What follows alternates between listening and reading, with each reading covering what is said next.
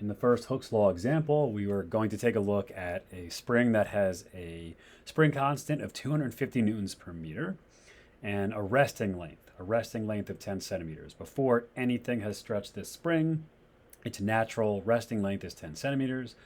If we apply an 80 Newton force, that spring is going to expand. And what we want to know is what is the final length of that spring? So how far is it stretched? What is the total final length after we've applied those 80 newtons of force? So in order to do this, we just have to think about first the forces that are acting on this. So it's always going to be helpful with Hooke's law to try and understand the forces that are acting on this spring. So in the x direction for the second figure, we've got an applied force of 80 acting to the right. And we have the spring pulling back the other way. So the spring wants to return to its original shape. It's going to attempt to pull back on that block. So we have the 80 Newton force acting against the spring.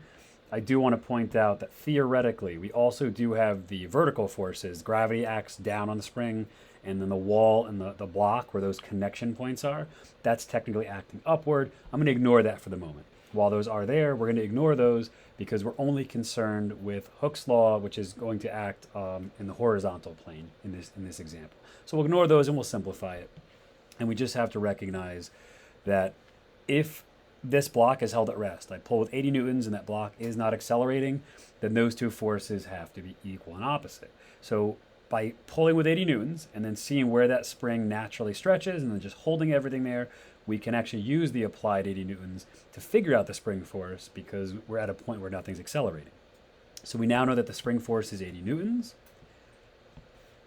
We know that the spring constant is 250 newtons per meter because that was provided in the problem, and we're looking for the displacement of the spring, how far that spring has stretched. So we can plug this into Hooke's law because the force is 80 and the spring constant is 250.